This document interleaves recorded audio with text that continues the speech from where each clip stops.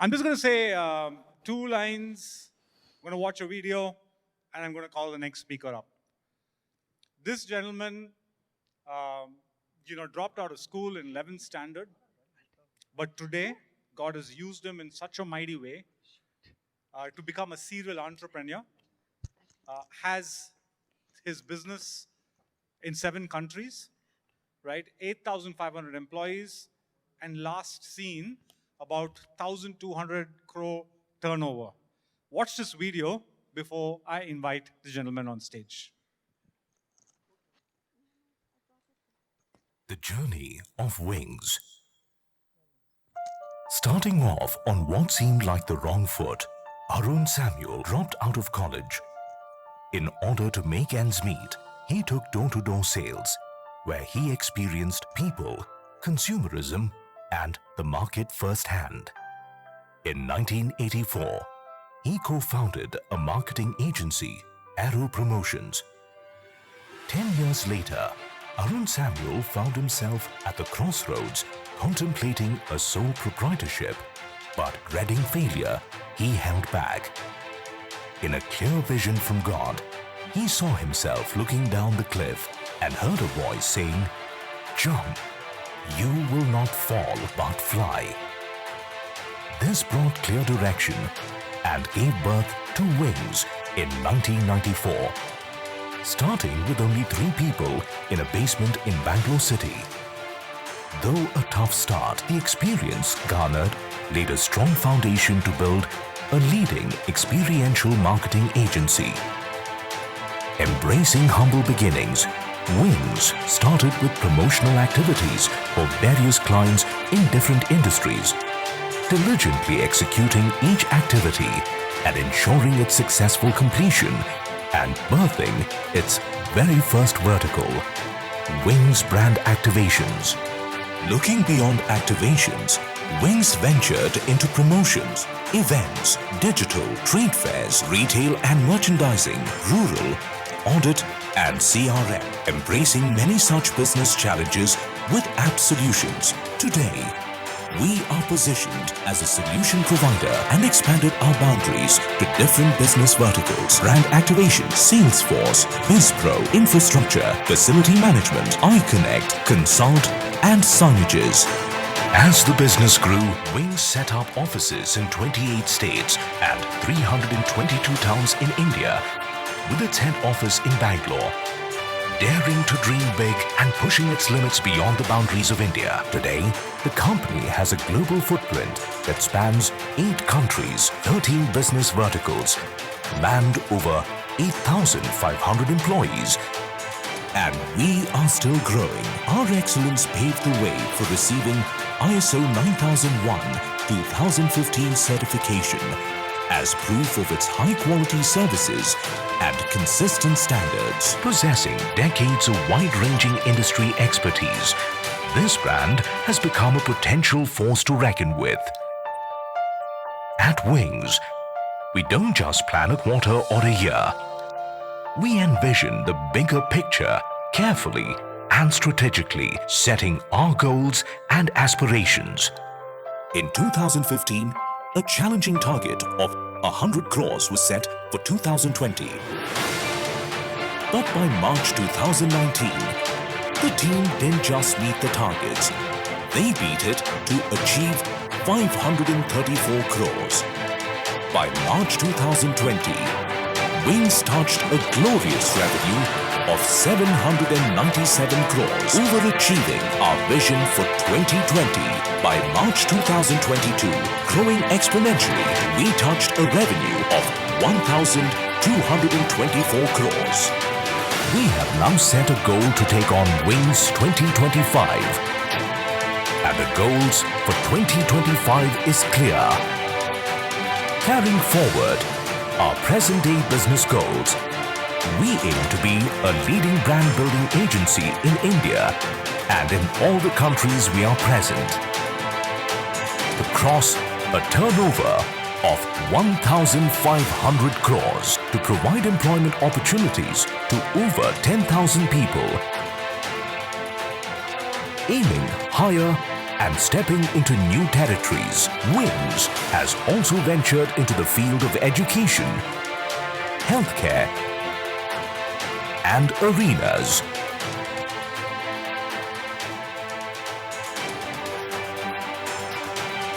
We further aim to establish Wings Aviation in the private chartered sector. We are on a journey to take Wings to the world. Ladies and gentlemen, please put your hands together for the Managing Director of Wings, Mr. Arun Samuel. Come on, you can put your hands together. Give him a good round of applause. Thank you. Even as you see in the video, I want to mention that all glory to Jesus, because if I can boast, it's in His goodness. My brother Syed spoke about MSc. I got PhD, passed high school with great difficulty, and by the grace of God, I am where I am because of His grace. And I can say that this is not possible by human hands, because I'm 40 years in this business. The last 5 years, we grew from a 30 crore company to a 1,300 crore company. Few years back, I tried to take it from 17 crores to 30 crores. It took five years, it took 4 CEOs, and we still couldn't do it. So I know it is the grace of God. And for many sitting down here, you'll be wondering, it's easy for you to, I've been to many of these meetings before, listening to people who are successful. And it's very easy to say, oh, he's got success. But I want to say to you, we come from a middle class home. My father was working in HAL in Bangalore. My mother was working in CSI. We were very much in a middle class home. We knew what hunger was at times. We knew difficulties. And God has been good. It was a good Christian home that I grew in. My parents were good people. We studied in a school in Bangalore, St. John's High School. A very strict school. Things went well. It was after we finished school that my father was an engineer. So he wanted me to be an engineer. And he wanted me to join science and take it up, but for some strange reason, I had my friends, those in Bangalore will know, so I was with them, and I said, no, they were going to do commerce. I said, even I wanted to do commerce. We went to join Christ College, and the very first day we went in, all hell broke loose. The first day was party. My friend said, his brother's the president of the college. The presidents run the college. Don't worry about the management.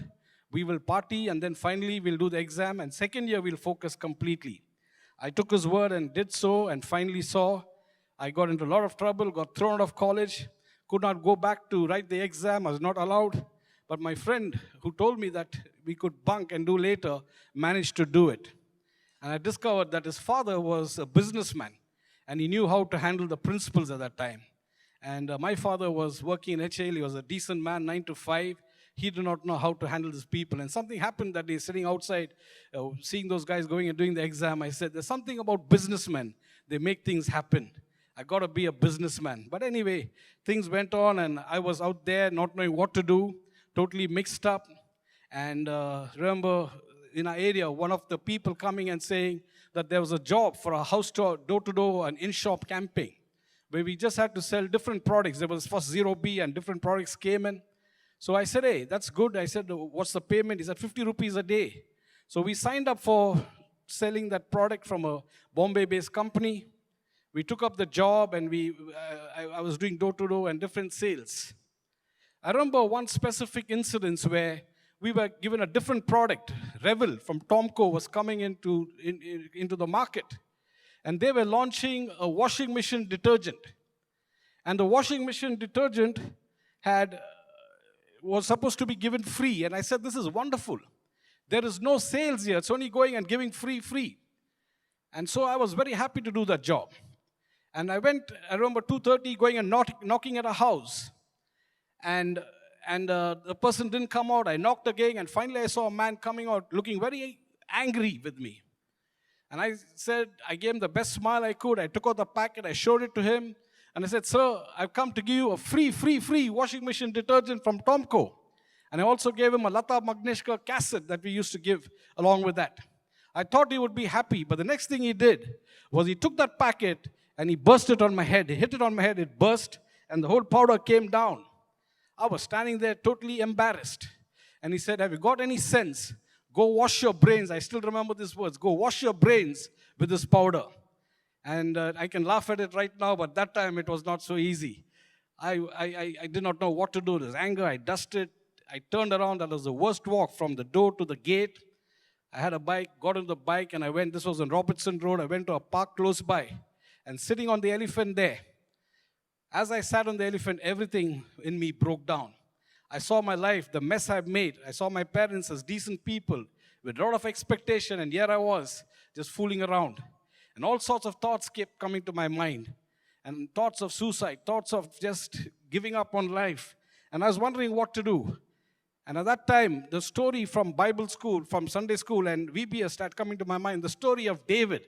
And I said to myself, wait a minute, here I am feeling sorry for myself, but the story of David is coming to me. And I looked up and I said, God, either the story of David is a true story, either the Bible is a good storybook, or there is power in the Bible.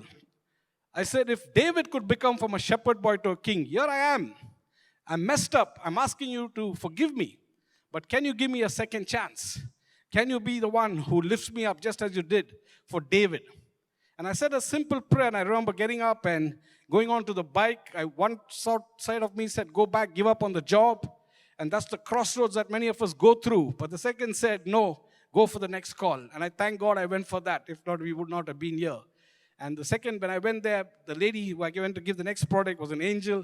And I realized God sends angels sometimes in human forms to be a blessing.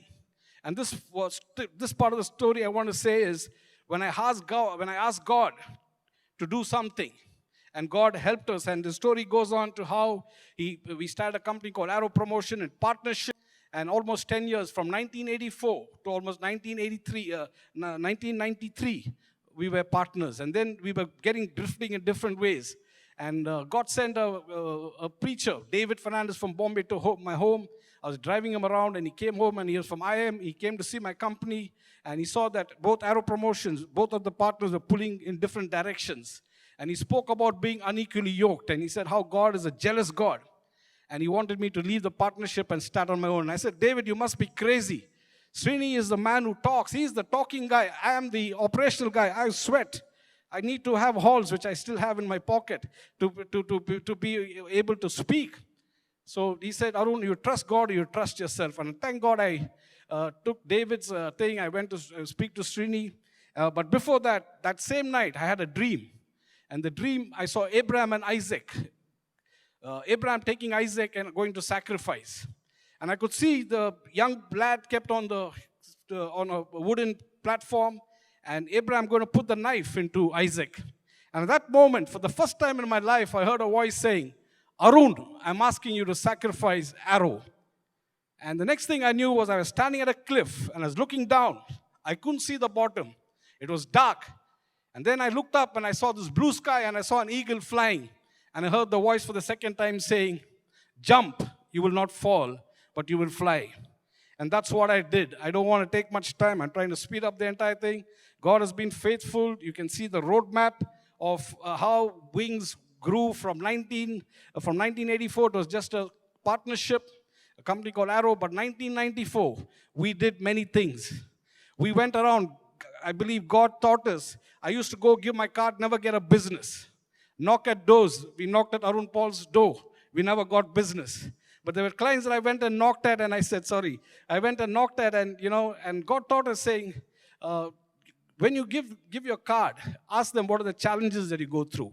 And when they tell the challenges, find out a solution, because in that solution, you will get jobs.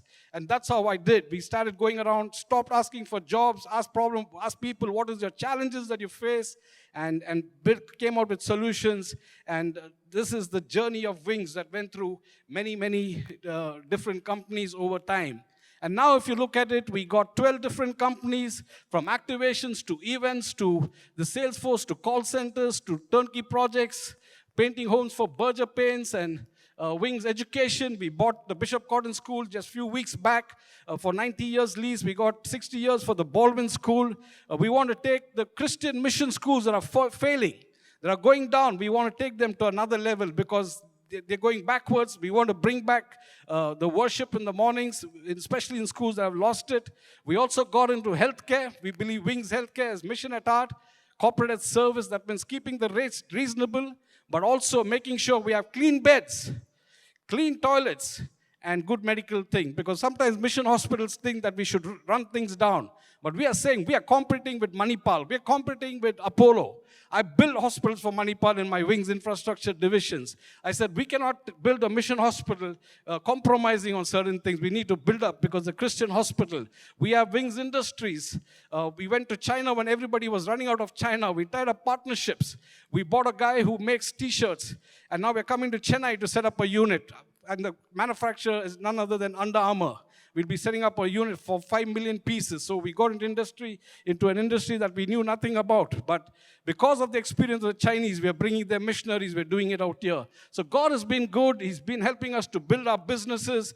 We have gone international. We are in 8 countries. We just bought partners worldwide in 35 countries. It's all, every story, every company is a story of God's faithfulness and provision. You know, people look at me and they say, hey, aren't you taking on too much? And this is what I say, I would rather choke on greatness than nibble on smallness. And I want to encourage the people out here who are listening. You know, many times we think small. It's time we stop thinking small. It's time to think big. Stop fishing in a pond, fish in the sea, because there's much opportunity. And the story of mine is about God's goodness. He's the one who's been the glory and the lifter of our heads. I want to say to you that we have a big God. And I want to finish it with this beautiful story where the father and the son are walking. And the son looks up at his father and he says, Daddy, how big is God? And the father is wondering how to answer the question. He looks down at his son and then he looks up and he sees an aircraft flying far away.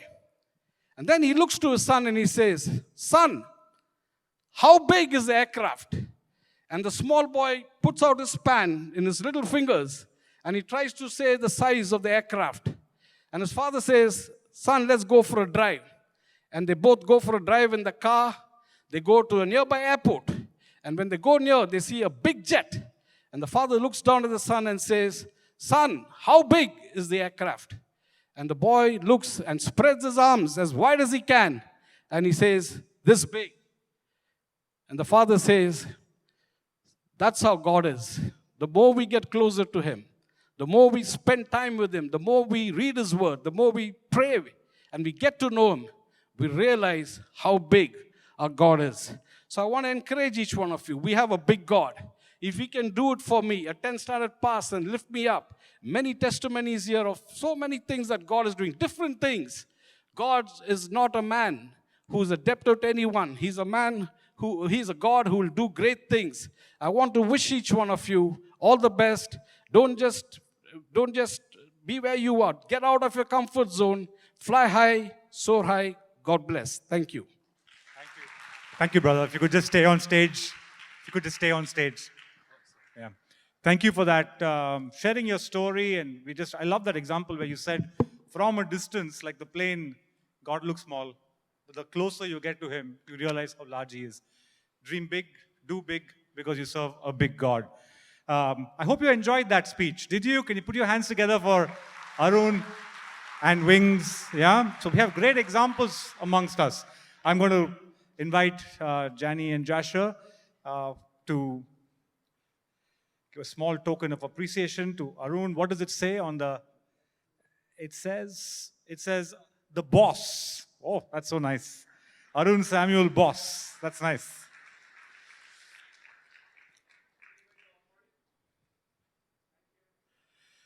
Thank you, Arun. Thank you for that. Thank you for sharing your story.